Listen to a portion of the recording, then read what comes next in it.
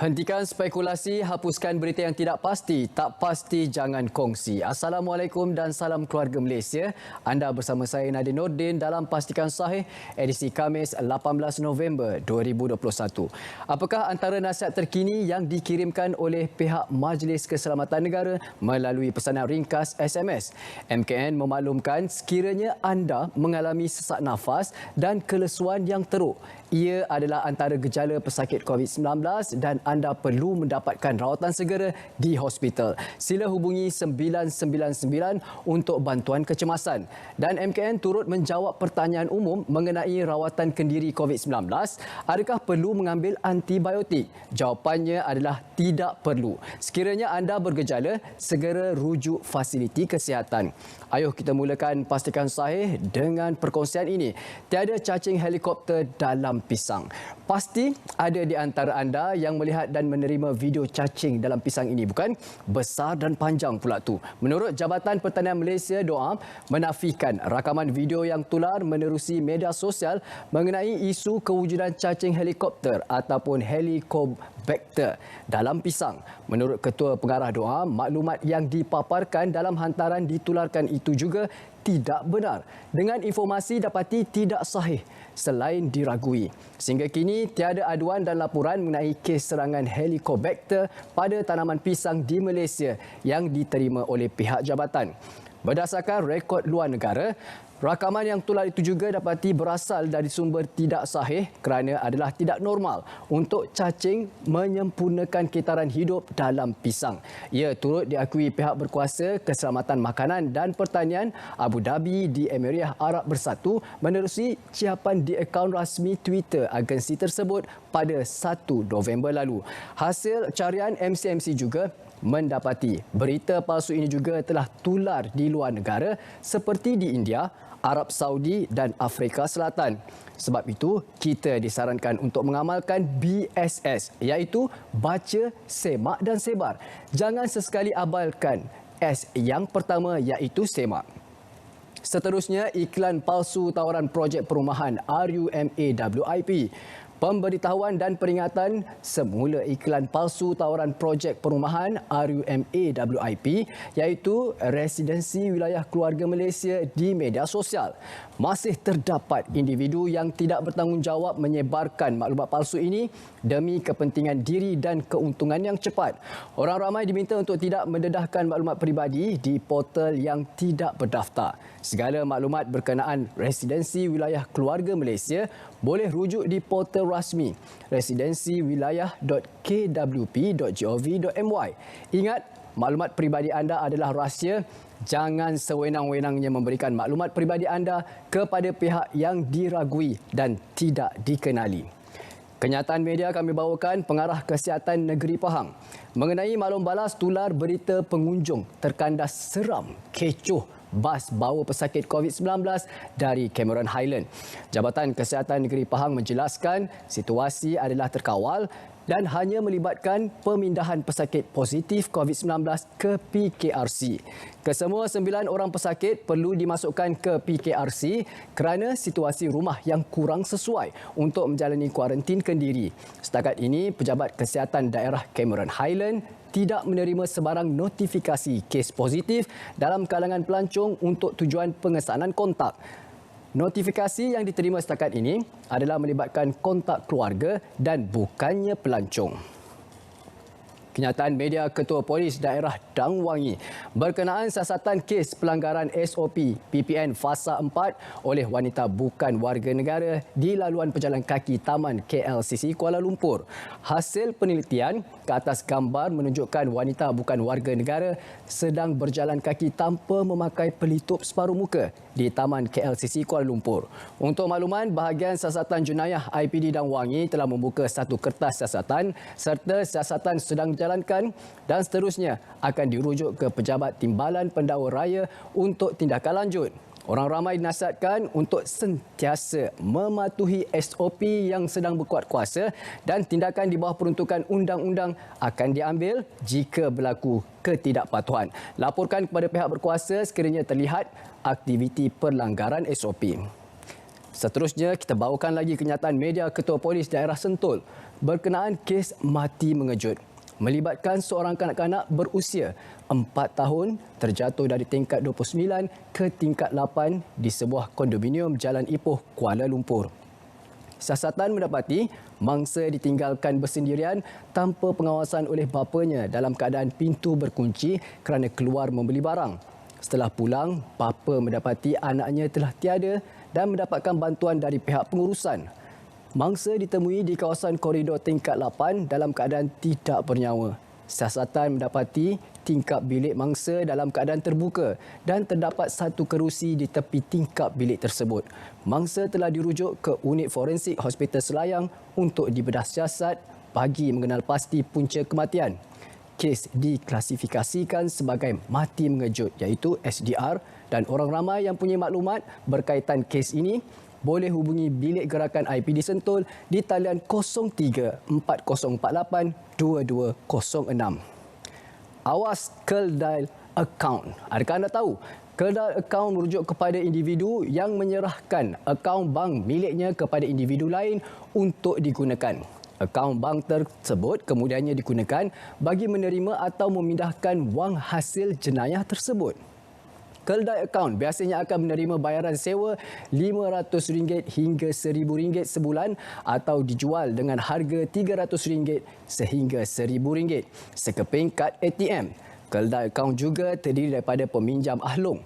Mereka menyerahkan kad ATM kepada ahlong dan kemudiannya tidak membatalkan kad tersebut dengan pihak bank. Keldai akaun boleh ditangkap dan didakwa di bawah Undang-Undang Malaysia. Akaun bank anda adalah tanggungjawab anda. Jika anda menyerahkan akaun bank atau kad ATM kepada mana-mana pihak, sila transaksi keluar masuk atau baki bank dalam akaun anda dengan segera. Hubungi pihak bank dan batalkan kad ATM dan perbankan internet dengan segera. Laporkan kepada pihak polis jika anda dapati terdapat transaksi luar biasa dalam akaun bank anda. Jangan terlibat dengan menjadi keldai akaun. Jadilah manusia yang jujur dan amanah supaya hidup anda selamat di dunia dan juga di akhirat. Baik alih atau sembunyi harta secara fraud. Sambung lagi mengenai keldai akaun. Keldai akaun boleh didakwa di bawah Seksyen 424 Kanun Keseksaan. Kenapa? Ada yang bertanya, keldai akaun tidak bersalah. Tapi untuk maklumat anda, kerana barang siapa secara tidak jujur atau secara fraud menyembunyikan atau mengalihkan apa-apa hartanya sendiri atau harta seseorang lain, atau menolong menyembunyikan atau mengalihkannya, anda sebenarnya telah menolong penjenayah untuk menyembunyikan atau mengalihkan harta mangsa penipuan. Keldai akaun biasanya akan beritahu, saya tidak tahu. Tetapi tahukah anda, hanya pemilik akaun sahaja boleh membuat urusan di kaunter bank sama ada untuk menyemak baki akaun bank, mencetak penyata akaun, menutup akaun bank atau membatalkan kad ATM. Jadi, kenapa tidak semak akaun bank anda dan membiarkan pihak lain menggunakan akaun bank anda sewenang-wenangnya? Fikir-fikirkan. Imigresen tumpas sindiket pemalsuan dokumen. Jabatan Imigresen Malaysia JIM telah menahan seorang lelaki warga negara Pakistan berumur 37 tahun yang menjadi dalang sebuah sindiket pemalsuan dokumen imigresen dalam satu operasi penguatkuasaan. Pemeriksaan di premis tersebut mendapati sebuah bilik dijadikan makmal untuk menghasilkan pelbagai jenis dokumen palsu. Antara yang dijumpai adalah set peralatan komputer, mesin pencetak kad, pelbagai jenis cap perwakilan asing dan lain-lain peralatan yang digunakan dalam aktiviti haram ini. Modus operandi subjek adalah menggunakan PLKS, sebuah syarikat pembersihan sebagai lesen untuk beliau bergerak bebas bagi menjalankan aktiviti yang menyalahi undang-undang ini. Sindiket ini dikesan telah menjalankan kegiatan sejak setahun lalu dengan mengenakan bayaran antara RM300 hingga RM500 bagi setiap pelekat PLKS bergantung kepada kualiti yang dikehendaki oleh pelanggan. Manakala bagi lesen memandu, bayaran yang dikenakan adalah sebanyak RM50. Kes disiasat di bawah Seksyen 55D Akta Imigresen 1959-1963 kerana kesalahan menghasilkan dokumen palsu dan Peraturan 39-B Peraturan Imigresen 1963 bagi kesalahan melanggar syarat PAS Subjek akan ditahan di Depot Immigration sebenarnya untuk tindakan lanjut. Hentikan spekulasi, hapuskan berita yang tidak pasti. Tak pasti, jangan kongsi. Berat seketika kembali selepas ini. Terima kasih kerana masih lagi setia bersama kami dalam Pastikan Sahih. Seterusnya kami bawakan kes harian COVID-19 tidak menentu. Trend jumlah kes harian COVID-19 di Negeri Sembilan masih mengalami peningkatan dan penurunan tidak menentu. Kes di negeri itu masih tinggi berbanding Negeri Melaka yang kini dalam fasa pilihan raya umum DUN. Justeru penduduk Negeri Sembilan diingatkan agar kekal patuh SOP susulan jumlah kes harian COVID-19 yang direkodkan. Kita sedia maklum kes kita masih lagi seperti yo-yo. Seperti yo-yo turun naik daripada hari ke hari, dan apa yang membimbangkan saya adalah kes Negeri Sembilan ini melebihi daripada Negeri Melaka. Ini yang harus jadi perhatian kempen di Melaka. Kenapa Negeri Sembilan kes tinggi? Buat ujian kendiri sebelum pulang mengundi. Pengarah Jabatan Kesihatan Negeri Melaka, Dr. Rusdi Abdul Rahman, menasihati pengundi luar dari Melaka memastikan diri telah lengkap vaksin dan membuat ujian kendiri COVID-19 jika bergejala. Tindakan bertanggungjawab ini perlu dibuat sebelum pulang untuk mengundi Sabtu ini. Walaupun dari segi vaksinasi, seseorang individu itu mungkin berhak untuk tidak mengambil vaksin, tetapi risiko kepada ahli keluarga lain harus diambil kira. Selaras SOP negeri di Pelan Pemulihan Negara, hanya mereka yang lengkap vaksin boleh merentas negeri. Bagi ujian kendiri, individu boleh membeli kit ujian yang diluluskan di pasaran. Jika positif, mereka perlu membatalkan rancangan untuk pulang dan mengikut langkah yang digariskan Kementerian Kesihatan termasuk kuarantin di rumah. Jenazah Kapten Muhammad Afandi selamat dikebumikan. Jenazah Allahyarham Kapten Muhammad Afandi Bustami selamat dikebumikan di Tanah Perkuburan Islam Muazzam Shah Rompin. Sebelum itu, jenazah Kapten Afandi tiba di rumah keluarga di Muazzam Shah pada jam 6.30 petang sebelum dibawa ke Masjid Besar Muazzam Shah untuk solat jenazah. Jenazah Allahyarham tiba di Tanah Perkuburan pada jam 7.28 malam. Kemudian keranda yang diliputi jalur gemilang diusung oleh anggota tentera berpakaian istiadat. Selain ahli keluarga, Timbalan Parlimen Tentera Udara Lieutenant General Datuk Muhammad Akshar bersama pegawai-pegawai kanan TUDM turut hadir memberi penghormatan terakhir. Selesai pengemudian, Lieutenant General Muhammad Akhar mengerahkan jalur gemilang kepada isteri Allahyarham Kapten Afandi Nurul Izzati Syari sebagai tanda penghormatan terakhir. Arwah terkorban dalam nahas pesawat Hawk MK108 milik TUDM yang terhempas ketika melakukan latihan penerbangan malam di Pangkalan Udara Bosworth pada jam 10.07 malam. Insiden itu menyebabkan Muhammad Afandi terkorban manakala rakannya Major Muhammad Faris Omar cedera dan kini menerima rawatan di Hospital Seberang Jaya Pulau Pinang dan dilaporkan dalam keadaan selamat dan stabil. Kita doakan semoga segala urusan dipermudahkan. TUDM akan terus guna pesawat Hawk 108. Pesawat pejuang Hawk 108 akan terus digunakan bagi latihan dan operasi tentera udara Diraja Malaysia TUDM. Kementerian masih menunggu hasil siasatan Lembaga Siasatan Khas sebelum memutuskan pengantungan operasi pesawat berkenaan. Pesawat yang masih berfungsi dengan baik perlu digunakan. Bagaimanapun, perancangan membeli pesawat baharu tetap diteruskan. Banyak berkisar kepada siasatan yang dibuat. Sebelum ini pernah berlaku semasa saya Menhan dahulu satu insiden berhubung kait dengan satu pesawat, dan keputusan kita pada ketika itu ialah untuk to ground all the planes. Dan itu bukan keputusan untuk saya buat. Ianya mesti datangnya daripada pihak ATM dan TUDM. Sebab itu daripada saya nak bagi penjelasan yang lebih rapi, biar kita serahkan kepada mereka-mereka yang lebih mengetahui lah. Dan saya percaya bahawa PT, Panglima Tentera Udara, TUDM sendiri boleh laporkan kepada saya keperluan mereka. Komited Lindungi Kanak-Kanak. Malaysia kekal komited dalam memberi perlindungan kepada kanak-kanak terutamanya dari golongan rentan, mangsa keganasan seksual dan keganasan rumah tangga. Ini selari dengan konsep Keluarga Malaysia dan pelantikan Malaysia untuk menduduki kerusi di Majlis Hak Asasi Manusia HRC di antara Jun 2020 dan Ogos 2021. Sebanyak 1,721 kes keganasan seksual terhadap kanak-kanak telah direkodkan dan terdapat 2,162 kes aktif yang sedang dalam perbicaraan. Bertanggungjawab dalam melindungi semua kanak-kanak di negara ini tanpa mengira kewarganegaraan, bangsa, agama, kelahiran atau status-status lain. Kepentingan terbaik mereka mesti diambil kira, terutama apabila menangani keperluan kanak-kanak yang terdedah, termasuk kanak-kanak pelarian ataupun refugee.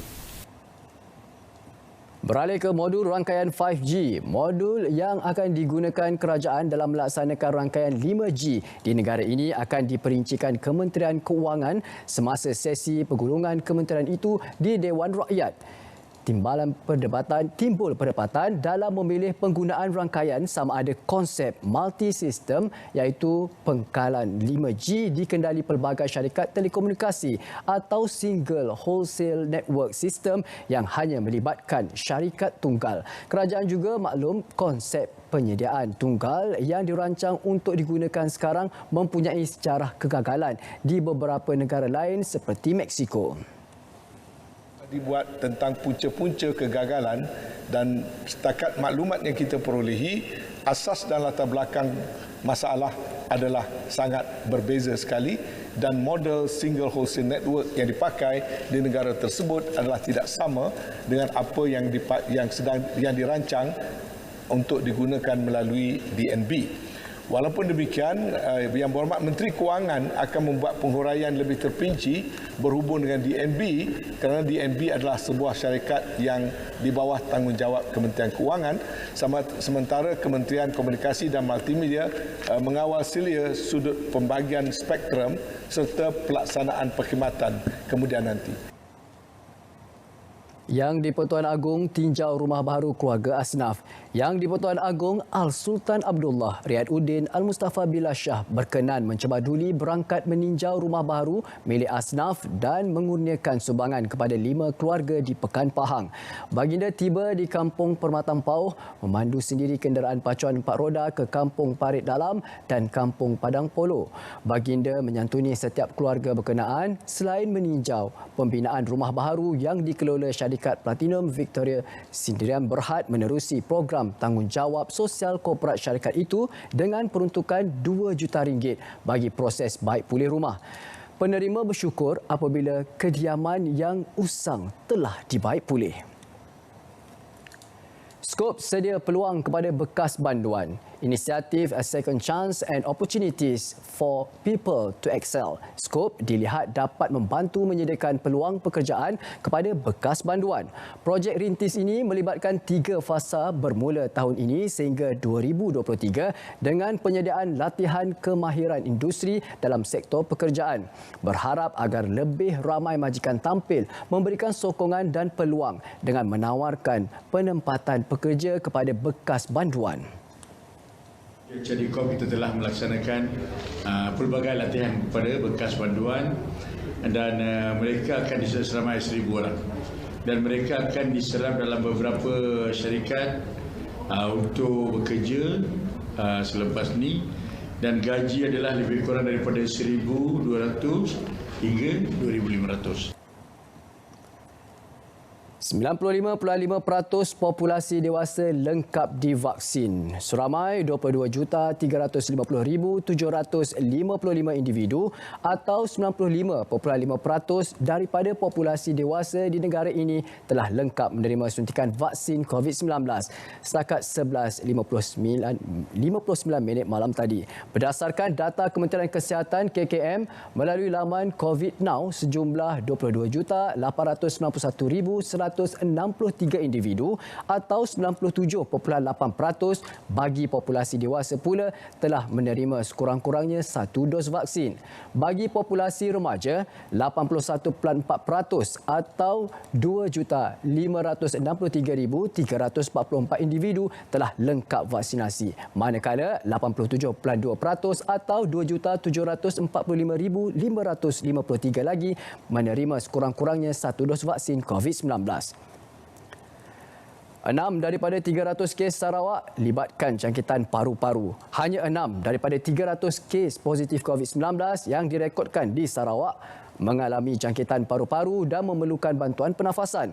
Jawatankuasa Pengurusan Bencana Negeri JPBN dalam kenyataan memaklumkan baki 294 kes lagi adalah mereka yang tidak bergejala dan hanya bergejala ringan. Pertambahan kes hari ini menjadikan jumlah kumulatif kes di Sarawak kini 248,233. Antara kawasan yang mencatatkan kes tertinggi adalah Kuching dengan 96 kes, diikuti Miri 51, Sibu 33 dan Serian 29 menurut JPBN. Selain itu, sebanyak 8 kematian baru akibat COVID-19 direkodkan di Sarawak dari 14 Oktober hingga 15 November, manakala jumlah kluster aktif kini adalah 8. Pastikan Sahih berat seketika kembali selepas ini. Terus setia bersama kami dalam Pastikan Sahih.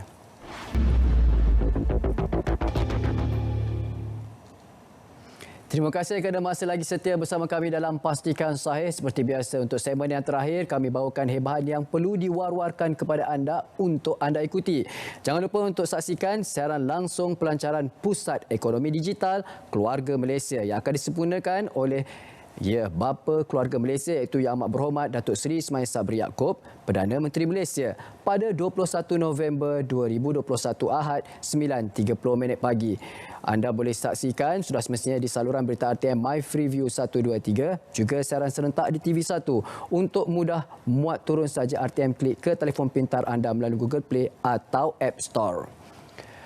Hentikan spekulasi, hapuskan berita yang tidak pasti. Tak pasti, jangan sekali-kali kongsi. Bila dah pasti, baru kita sebarkan di media sosial. Baik, pastikan saya sampai di sini saja. InsyaAllah kita akan berjumpa lagi pada hari esok pada pukul 3.30 petang. Sudah semestinya di saluran berita RTM My Freeview 123. Assalamualaikum dan salam keluarga Malaysia.